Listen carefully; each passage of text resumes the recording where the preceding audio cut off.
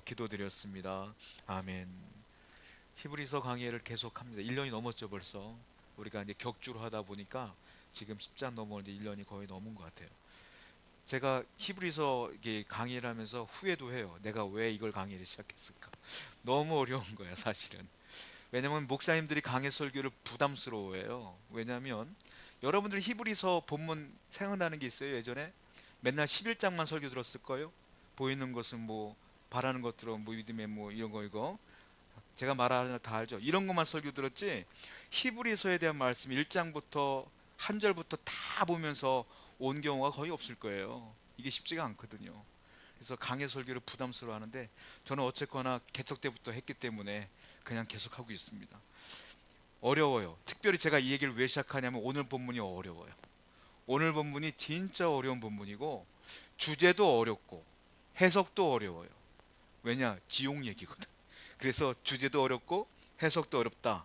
여러분들이 정신을 바짝 차리지 않으면 나중에 크게 오해할 수가 있으니까 우리가 이 말씀을 잘 봐야 된다는 거예요. 자, 왜 어렵냐? 주제가 왜 어렵냐? 27절 때문에 그래요. 한번 읽어볼까요? 본문 27절 말씀. 시작.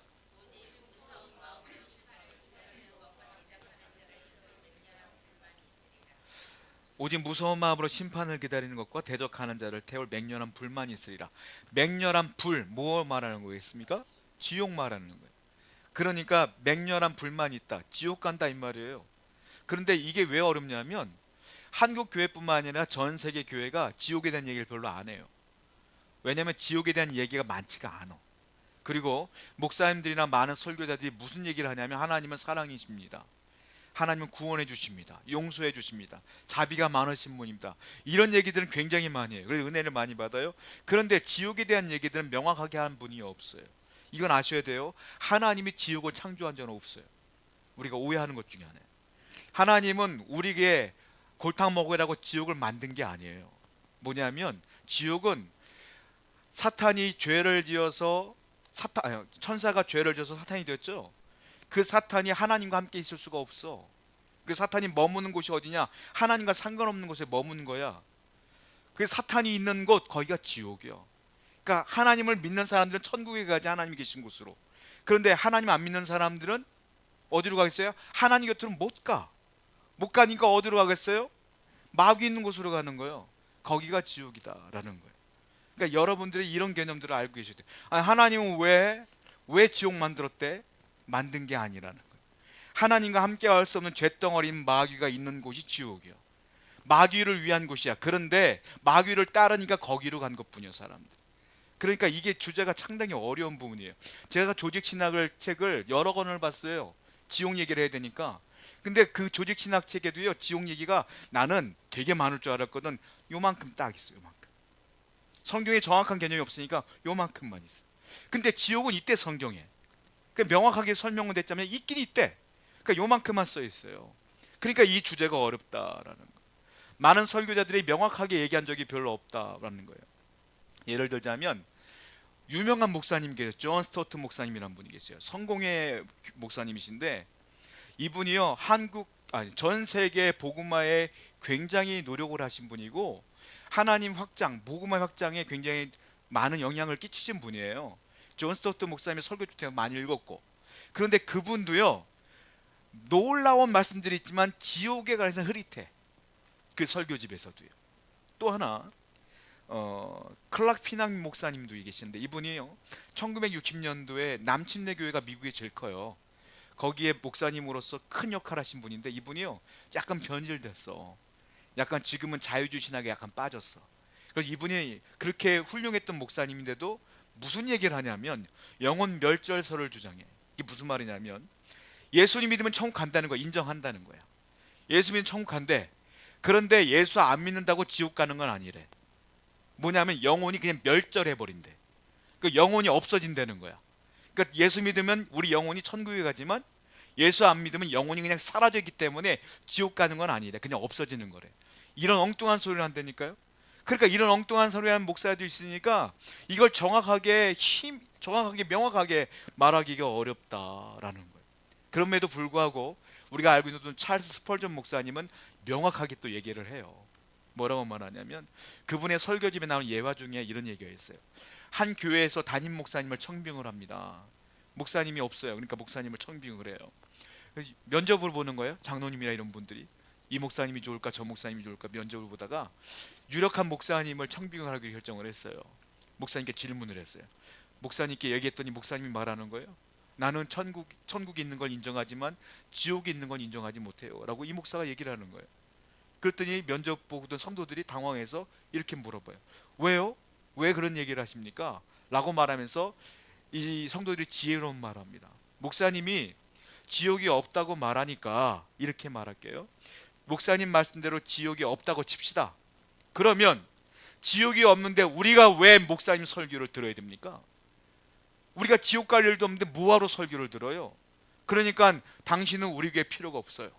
이렇게 얘기해요. 또 하나, 당신의 말대로 정말로 지옥이 있다고 칩시다. 지옥이 없다고 칩시다. 지옥이 없는데 우리가 목사님 말씀을 통하여 지옥이 있다고 칩시다. 지옥이 있는데 목사님은 지옥이 없다고 주장하니까 목사님은 잘못된 신학을 우리에게 가르칠 뿐이에요. 그러니까 목사님을 청빙할 수 없어요 라고 그 목사님을 물렸다는 거예요. 그런 얘기가 나와요.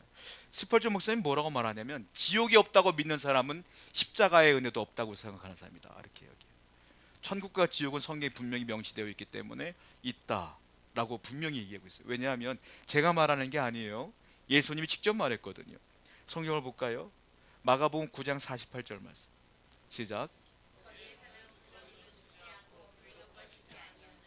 영원한 불을 얘기해요. 지옥을 말하는 거야. 지옥은 불이 꺼지지 않는데 구더기도 죽지도 않는데 구더기가 정말 작은 짐승이잖아요. 근데 그 벌레도 죽지 않는데 불은 영원한데 죽지 않는데 고통만 당한다는 거예요.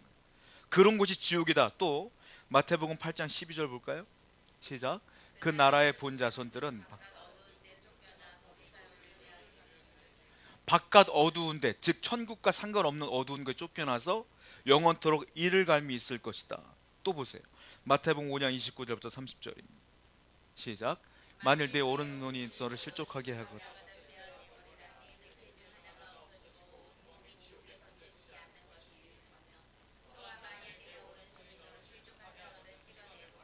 내 백체 중 하나가 없어지고 온몸에 지옥에 던지지 않. 명확하게 지옥이란 단어를 예수님이 직접 말씀하신 거예요. 지옥이 있다. 지옥에 간다. 분명히 말씀했다는 거예요.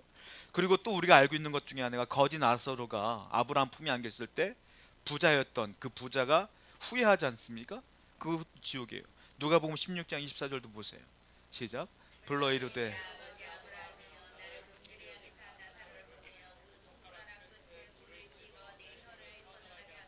이 불꽃 가운데서 괴로운 이 불꽃 가운데 내가 괴로우면 지옥에 있다는 얘기예요. 예수님이 다 말씀하신 거예요. 그래서 이 지옥에 떨어져 있는 부자가 고민하는 거죠. 여러분 지옥은 어떤 곳인지 아세요? 영원토록 고민하는 장소예요. 무슨 고민? 내가 왜 안 믿었을까? 내가 살아있을 때 왜 안 믿었을까? 내가 왜 부정했을까 예수님을? 그 평생 영원토록 고민하는 데가 지옥이라 이거. 이 부자가 고민하고 있는 거예요. 내가 그때 왜 안 믿었을까? 그 고통 가운데 있는 거 지옥이다 라고 분명히 얘기하고 있다는 거예요. 또 보세요. 마태복음 25장 41절입니다. 시작.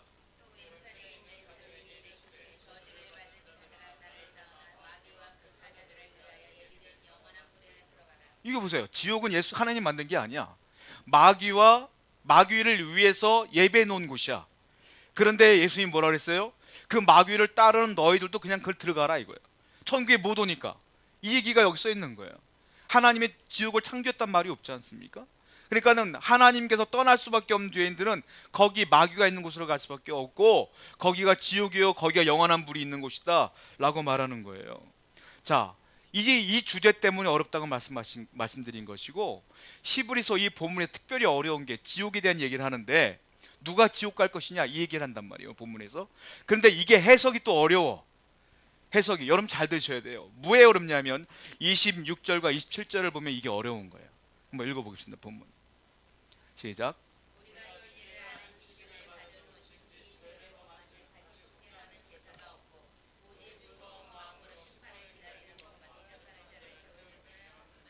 왜 어렵냐면 아까 주제에 대한 해석은 끝난 거예요. 지옥은 있구나. 꽤 끝난 거예요. 26절 때문에 어려워요. 누가 지옥 가느냐 하면 짐짓 죄를 범한즉 다시 속죄하는 제사가 없다. 근데 그 앞에가 중요해. 우리가 진리를 아는 지식을 받았는데, 그러니까 예수를 믿는다는 소리야 이게. 복음을 안다는 소리야. 그런데 그가 짐짓 죄를 범했는데 다시 속죄하는 제사가 없대. 이 말은 무슨 말이에요? 지옥 간다는 소리야. 아, 예수님을 아는 지식이 있는데 지옥 간대. 예수님을 믿는데 지옥 간대. 이게 해석이 어렵다는 거예요. 자, 그런데 이걸 해석을 어떻게 하면 어렵냐면, 왜 어렵냐면 이 본문에서 진리를 아는 지식을 받은 후 짐짓 죄를 지은 자는 지옥 간다 이 말이잖아요. 자, 이 부분에서 진리를 아는 지식을 받은 후, 진리를 아는 지식을 참된 신자로 해석을 하면 어려워지는 거예요. 여러분과 같은 성도로 해석을 하면 이게 헷갈리기 시작하는 거예요. 왜냐하면 이 말은 성도라 하더라도 죄를 지으면 지옥 갈 수 있다라는 뜻이잖아요. 그런데 이걸 성도로 해석하면 이게 어려워지는 거예요. 왜? 성경에는 분명히 예수를 믿으면 그 구원은 어떻다? 영원하다 그랬거든. 예수님을 믿으면 우리는 구원 받는다 그랬거든.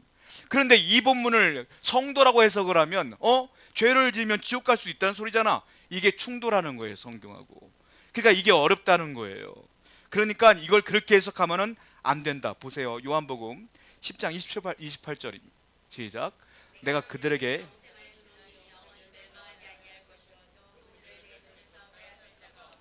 하나님을 믿는 우리는 영생을 받았어요. 그런데 그 영생을 받은 우리는 뭐라고 했습니까? 내 손에서 빼앗을 자가 없다. 우리는 영원히 구원받는 존재가 된 거예요. 여러분들은 지옥 가고 싶어도 못 가. 지옥 가고 싶어도 40일 기도도 못 가, 여러분들은.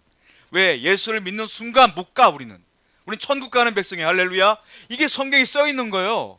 내 손에서 빼앗을 자가 없다. 그런데 앞에 히브리서 말씀은 반대인 것 같은 거죠. 그러니까 이게 이해가 안 되는 거예요. 또 보세요. 로마서 8장 38절 39절 시작. 내가 확신하노니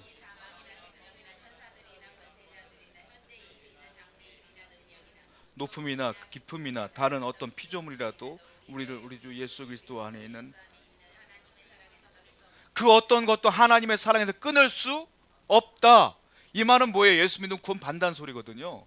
우리 영원히 구원받을 수 있는 밖에 존재가 됐다는 거야. 첫 지옥 못 간다는 소리야. 그런데 왜 히브리서 말씀이 그렇게 써 있느냐? 이걸 그렇게 해석하면 안 된다는 거예요. 그러니까 이 해석 방법을 잘 아셔야 되는데, 그러면 이거는 참된 성도로 해석하면 안 되겠구나 라고 여러분 이해하시면 돼요. 또 하나, 이걸 또 참된 해석으로 해석하면 또 무슨 문제가 생기냐면, 이렇게 또 주장하는 분도 있어요. 아까 그 영원한 불, 지옥을 얘기하는 건데, 아니다. 예수를 믿다가 죄를 범했을 때 지옥 간다는 소리가 아니라, 예수를 믿다가 죄를 지으면 지옥 얘기가 아니라 현재적 심판을 얘기하는 것이다. 고난이 있고 어려움이 있고 힘든 일이 있다는 소리야 라고 주장하는 분들도 있어요. 근데 잘못됐어. 왜? 영원한 불이 뭐 현재적 심판이에요? 지옥 얘기하는 것이지. 명확하게 얘기했는데, 그러니까 이것도 잘못된 해석이란 말이에요. 세 번째 해석도 이것도 이렇게 해석하는 분도 있어요. 성도가 죄를 지으면 지옥 간다는 소리가 아니라 이건 경고하는 것인데 가정법을 쓴 거야. 이렇게 얘기를 해요. 무슨 말이냐면, 우리가 애들 혼낼 때 그렇잖아요. 야, 너 이놈아 이번에 이거 안 하면 너 이번에 뭐 용돈도 끊을 거고 너 아무것도 안 해줄 거야. 부모님 이렇게 얘기할 때가 있잖아요. 가정적으로. 아직 걔는 그 일을 안 했어. 안 했지만 그렇게 하면 내가 이렇게 할 거야 라고 하는 가정법이 있죠. 그 현실이 아니잖아요. 없는 거잖아. 이걸 그렇게 해석하는 거예요. 무슨 말이냐면, 성도가 만약에 참된 성도가 짐짓 죄를 지으면 지옥불에 들어갈 수도 있는 거야. 이렇게 가정법을 쓴다는 거예요. 이거는 말도 안 되는 소리예요. 왜냐하면 첫 번째, 참된 성도는 절대로 예수님을 배반하지 않아요. 여러분 어떠세요? 여러분이 예수님 배반할 거예요? 예수님 떠날 거예요? 예수님 떠나는 사람은 참된 성도가 아니다. 죽을 때까지 예수 믿는 거지. 초대교회 성도들 보세요. 로마 군인들이 죽인다고 해도 예수 믿었어. 왜? 참된 성도니까. 참된 성도는 죽을 때까지 예수 믿어. 어떤 어려움이 있어도 예수 믿어.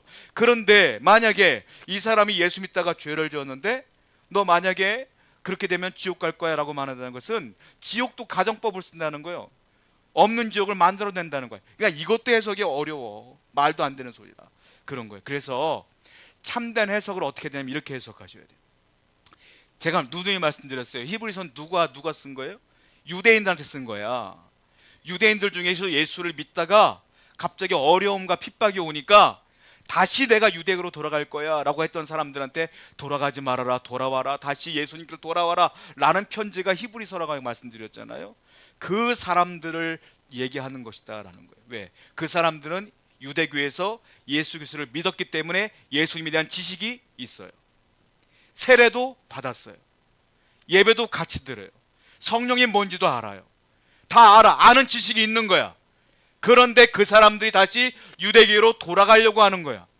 그러니까 너희들 돌아가면 지옥 가 이 말이라는 소리죠. 그러니까 참된 성도가 아니라 겉으로는 성도인데 마음에는 유대교인 거지. 마음으로는 예수님을 진짜 믿는 게 아니라는 것이죠. 이 안에도요, 저는 몰라요. 나는 볼 때 다 신앙이 좋아 보이거든. 다 참된 신자 같아. 여러분 다 천국 갈 것 같아. 그런데 나는 모르지. 여러분들 마음에 겉으로는 똑같아요. 세례도 받았지, 집사야지, 권사지, 다 그렇지만 어려움이 올 때, 힘든 일 있을 때 나 예수 안 믿을래 하는 분들이 있을 수도 있겠지. 근데 그런 분들이 짐짓 죄를 짓는 자이며 그런 분들은 영원한 불로 들어가는 것이다. 이렇게 해석해라는 거예요. 이게 맞는 것이다 라는 거예요. 2000년 기독교 역사 가운데에 교회 핍박하는 일이 얼마나 많은지 몰라요. 그런데 참된 신자는 순교당하면서까지도 예수님 배반하지 않아요. 근데 어려울 때마다, 힘들 때마다 다시 예수님을 배반하는 분들이 많았었어요. 그런 분들은 예수를 안 믿는 사람들이기 때문에 지옥 갈 수밖에 없다. 즉, 이 말은 무슨 말이냐? 짐짓 죄는 무슨 말이냐? 예수님을 배교하는 행위, 그것이 짐짓 죄를 짓는 것이다 라고 해석하는 것이 맞다라는 거예요. 즉, 핍박이 올 때, 어려움이 올 때 다시 예수님을 버리고 유대교로 돌아가려고 하는 사람들에 대한 경고다, 이렇게 해석해야 된다는 거예요. 자, 성경을 볼게요. 히브리서 10장 29절 말씀입니다. 시작.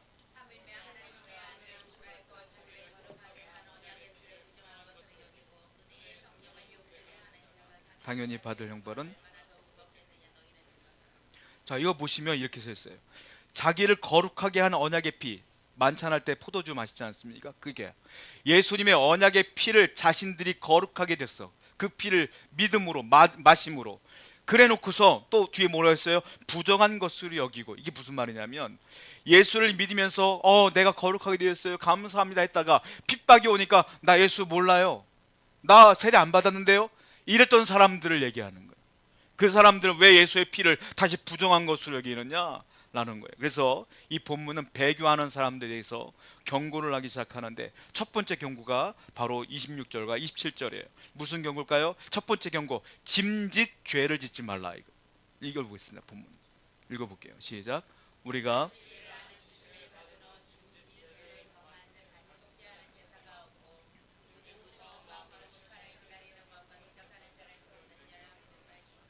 짐짓 죄가 뭘까요? 고의적으로 죄를 짓는 죄를 짐짓 죄라고 그래요. 그러니까 이게 고의적으로, 이게 한 번만 실수로 짓는 게 아니라 또 짓고 또 짓고 또 짓고 또 짓는 건 고의적인 거예요. 이걸 특별히 배교하는 행위예요. 믿었다가 핍박이 오면 떠났다가, 믿었다가 떠났다가, 믿었다가 떠났다가, 이 행위를 하는 사람들은 맹렬한 불만이 있다라고 말해요. 요한일서 1장 9절입니다. 자, 이것도 또 충돌하는 말씀이거든요. 한번 읽어볼게요. 시작. 만일 우리가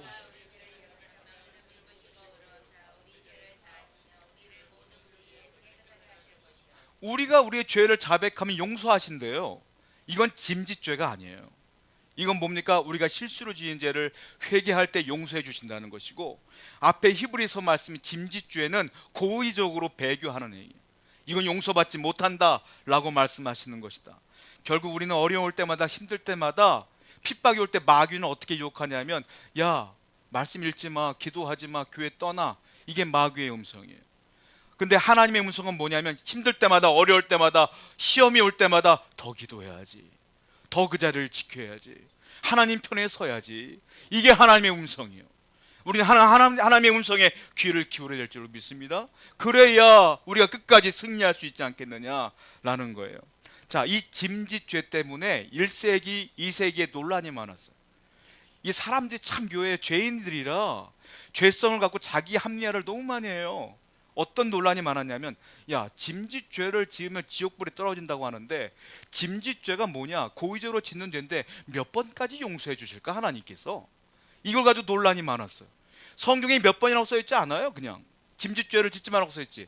자기들끼리 그걸 가지고 합리화시키는 거야.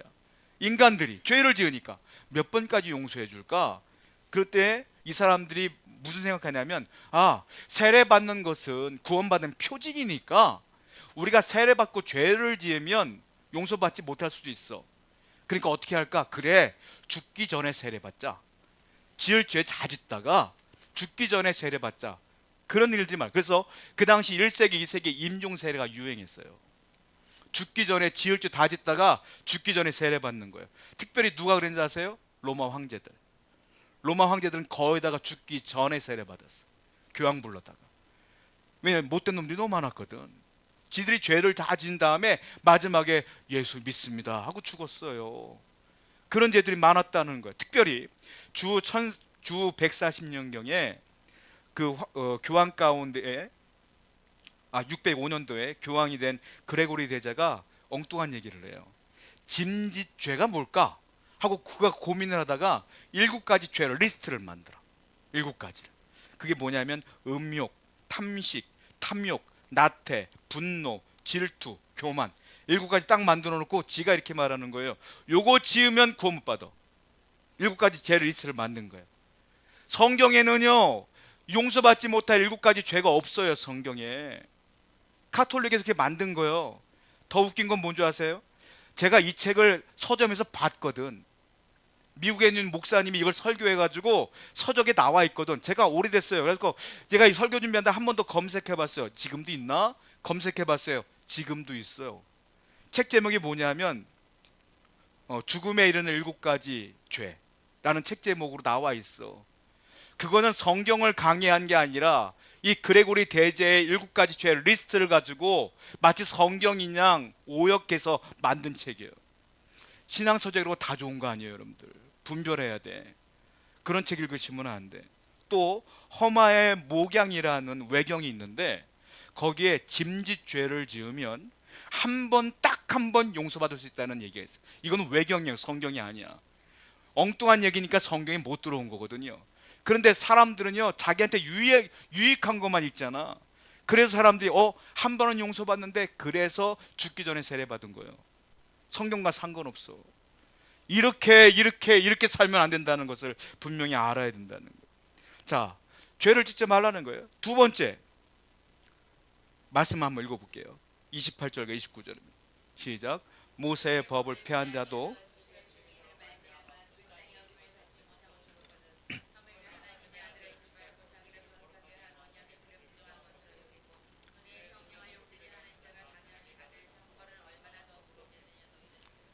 여기 보면 두 번째 죄는 뭐냐면 아들을 짓밟지 말아라.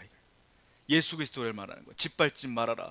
그 아들을 짓밟고 거룩하게 하는 언약의 고난이 온다고 해서 난 모르는데요. 부정한 것을 여기거나 성령을 욕되게 하는 것, 그것은 지옥불에 떨어질 수밖에 없다 라고 말하는 거예요. 왜냐하면 신명기 17장 2절부터 6절을 보시면 신명기 법에 이런 말이 있어요.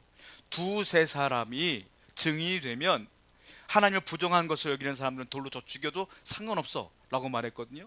본문은 이거예요. 아니, 두세 사람이 증인이 있어도 모세의 율법에 돌로 쳐 죽이라고 했는데 예수님은 모세보다 훨씬 더 우월하신 분인데 그분을 부정한 것으로 짓밟는다면 너희들은 지옥불에 가는 건 당연한 것이지, 이렇게 얘기하고 있어요. 신명기 17장 2절부터 6절입니다. 읽어봐요. 시작. 네 하나님 여호와께서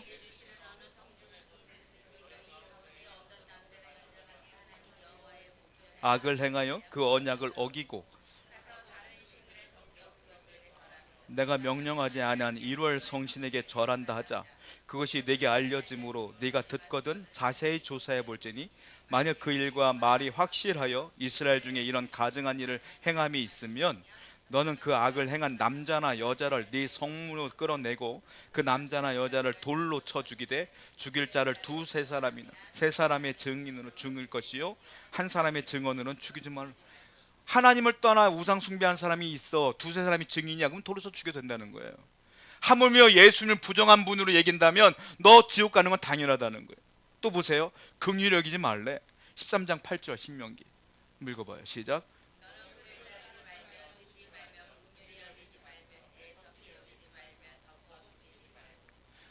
그만큼 중요한 죄라는 거예요. 그러니까 이것이 너희들이 지옥 갈 수밖에 없는 죄가 아니겠느냐라는 거예요. 또 하나, 이 배교를 할 때 아까 이 말씀에서 세 단계가 있는데, 첫 번째 아들을 짓밟는다, 즉 아들을 예수 그리스도를 완전히 믿지 않는 걸 말해요. 배교하는 거예요. 두 번째는 뭐라고 말합니까? 예수님의 그 거룩하게 한 언약의 피를 부정한 것으로 여긴다, 즉 예수님이 이 땅에 오서 십자가에 돌아가신 모든 것들을 허무하게 만들어 버리는 거예요. 아무것도 아닌 일로 만들어 버리는 거예요. 세 번째가 중요해요. 그 맨 마지막 뭐랬어요? 이 모든 것들이 성령을 욕되게 하는 자다 말했어요. 성령 모독죄. 여러분 들어보셨습니까? 성령 모독죄. 성령 모독죄는 용서 받아요, 못 받아요? 못 받는다고 성경에 써 있지 않습니까? 자 보세요. 성령을 해방하는 죄. 민수기 15장 30절입니다. 시작. 본토인이든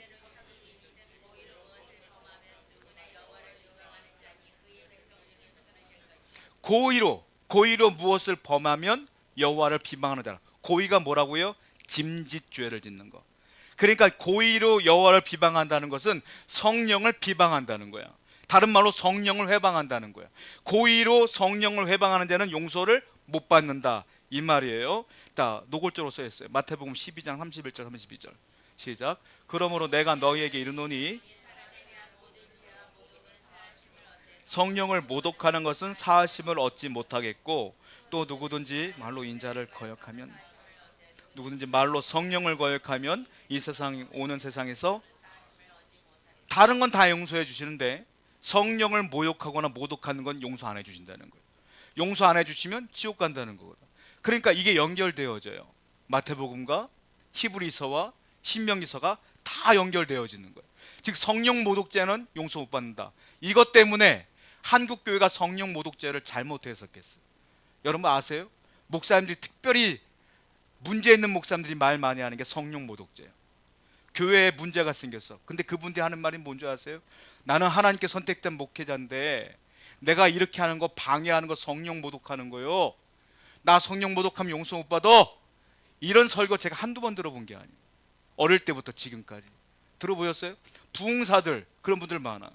옛날에 한국교회에 하나님의 기적과 이적을 많이 보였어요. 기도하면 입신 들어가고 방언 터지고 예언 터지고 많아. 근데 그런 분들이 능력이 있어 보니까 우리가 우러러 본단 말이에요. 근데 그분들이 뭐 스캔들 터지거나 그래. 그럼 뭐라고 말해요? 성령을 모독하지 말아라. 성령의 일을 방해하지 말아라. 맨날 하얀 양복 입고 말이야. 막 그렇게 얘기한단 말이에요. 그럼 우리는 성도들은 웃지만 제가 만약에 진지하게 멋있는 목소리로 그렇게 얘기하면 여러분들 두려워요. 성도도 두렵다니까. 함부로 말 못해. 그래서 한국교회를 목사님들이 카리스마로 장악했단 말이에요 옛날에. 그래서 목사님들 죄를 지어도 성도들이 아무 말도 못했어. 그게 성령 모독죄인 줄 알고 잘못했어요. 성령 모독죄는 그게 아니요. 오늘 이브리서에 뭐라고 했어요? 성령 모독죄는 사람이 아니야. 저도 능력과 은사가 있었죠. 제가 하나님께 기도하면 필요할 때 입신의 능력도 주셨고 방언의 능력도 주셨어. 근데 그때는 하나님 필요하니까 그때 잠깐 주신 것이지, 목회자가 1년 365일 평생 1분 1초도 뛰지 않고 하나님의 성령으로 감싸져 있는 거 아니에요. 그때만 잠깐 하나님이 사용하시는 것이지. 성령 모독죄는 뭐라고요? 목회자를 방해하지 말라가 아니에요. 뭡니까? 예수님을 배교하지 말아라. 복음 전체를 부정하지 말아라. 이게 성령 모독죄예요. 분명히 하셔야 돼요. 성령 모독죄는 사람에 대한 얘기가 아니에요. 성령 모독죄는 예수 그리스도를 배교하는 행위, 믿지 않는 행위를 말하는 것이다. 그거는 지옥불에 갈 수밖에 없다라는 거예요. 세 번째 경고가 있어요. 히브리서 10장 30절부터 32절입니다. 시작.